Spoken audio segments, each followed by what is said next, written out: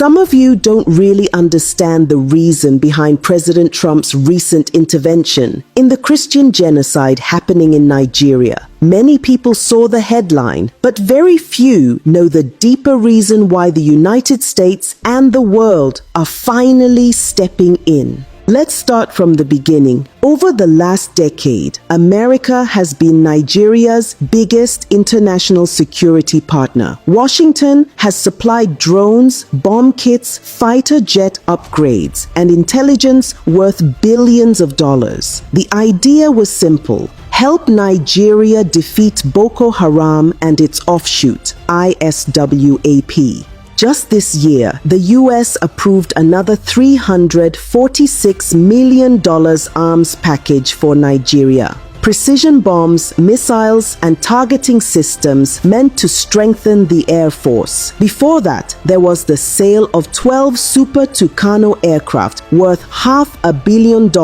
delivered under the Trump administration.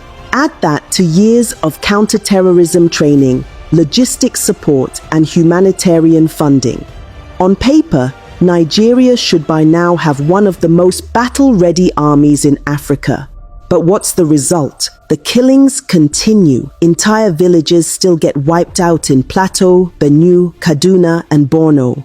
Churches are attacked almost every week. Children are abducted from schools. Farmers can't go to their fields. Soldiers keep dying in ambushes, sometimes because they run out of ammunition.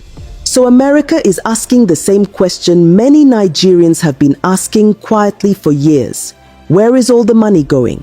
Because the United States tracks every dollar it spends. It knows when weapons are delivered, when training is done, and when things don't add up.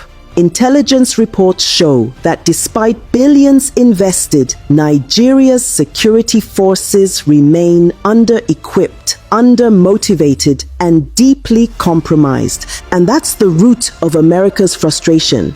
Trump's declaration that Nigeria is a country of particular concern was not only about religion, it was about credibility. Washington is tired of funding what looks like an endless war with no genuine intention to win. When a country keeps receiving military support but still allows terrorists to thrive, it raises suspicion.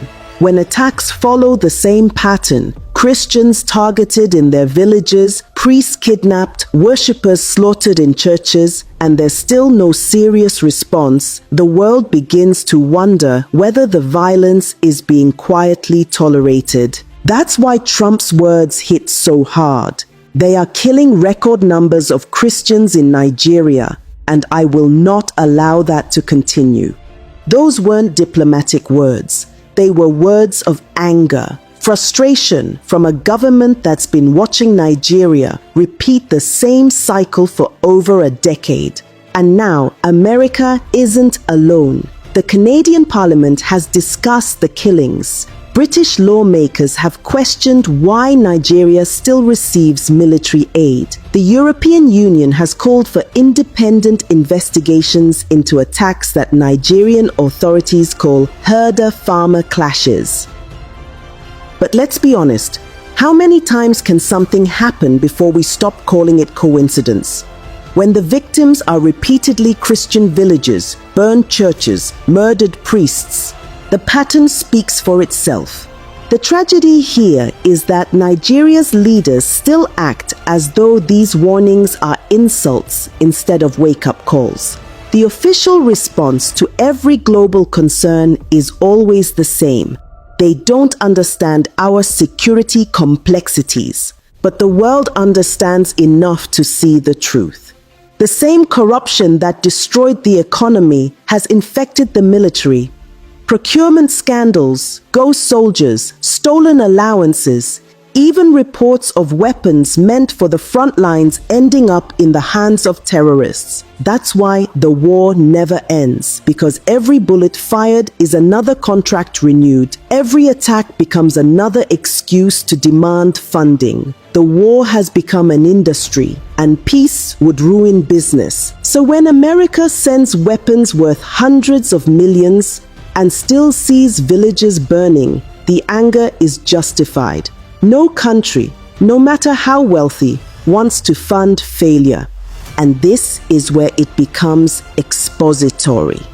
The US strategy now is shifting. The new aid packages come with strict monitoring clauses, human rights tracking, field audits, and transparent reporting. Washington wants to see evidence that the weapons are used for the right purpose, not for politics or profit. At the same time, discussions are happening in Congress about targeted sanctions, not against Nigeria as a nation, but against individuals, governors, generals, and politicians accused of either enabling the violence or stealing from defense budgets. If that list is activated, travel bans, asset freezes, and visa restrictions could follow. The message is clear. America is no longer willing to bankroll corruption. And that brings us back to the Christian genocide conversation. For years, survivors have been crying out, saying, "They're killing us and the world is silent." Now the world is speaking, and Abuja isn't happy about it. But why would they be? When you've built a system on impunity, accountability feels like an attack.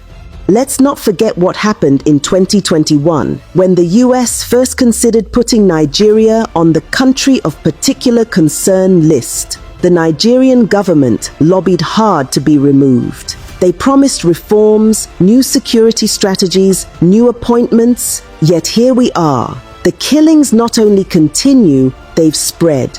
So what exactly does the US want? It wants transparency.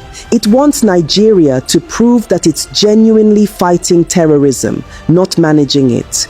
It wants accountability for the billions already sent. It wants an end to the excuses that always begin with "we condemn" and end with "we're investigating."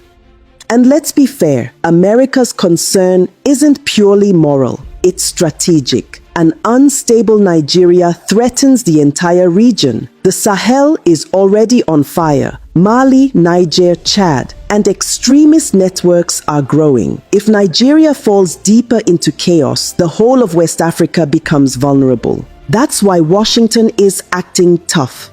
Not because it suddenly discovered compassion, but because instability in Nigeria eventually becomes a global problem. But that doesn't change the moral truth. Thousands of Nigerians, mostly innocent civilians, have been killed while those in power debate semantics. Whether it's called terrorism, genocide, or banditry, the result is the same. Human lives lost, families destroyed, a nation bleeding. So yes, the world is fed up, not with Nigeria as a people, but with a government that refuses to protect them. And that's where my opinion comes in. Nigeria's problem is not that it lacks help, it's that it lacks honesty. For every foreign dollar sent, there's someone ready to steal half of it before it reaches the front lines. For every tragedy, there's a press release instead of action. And for every victim, there's an official somewhere insisting it's not as bad as it looks. The world has finally stopped believing those lies. Trump's declaration, Canada's debates, the EU's concern, these are not attacks on Nigeria's image. They are reactions to Nigeria's silence. Because silence in the face of mass murder is not neutrality, it's complicity.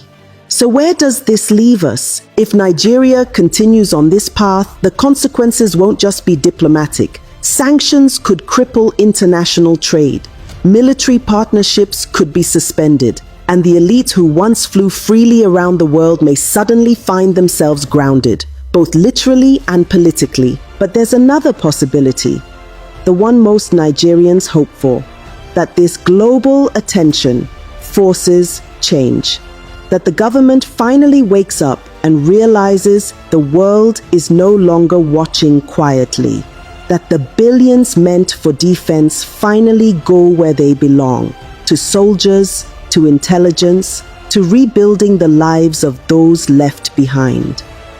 Because at the end of the day, America's anger is not the real story here. The real story is Nigeria's lost humanity, a nation so used to tragedy that it now debates whether a massacre is religious or political instead of asking why it happened at all. This is why the world is losing patience.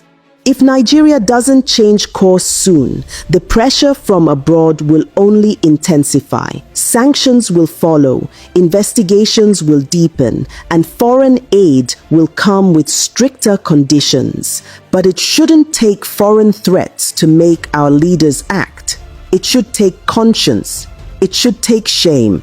It should take love for a nation that has already bled enough. The world has done its part. The question now is, will Nigeria finally do hers?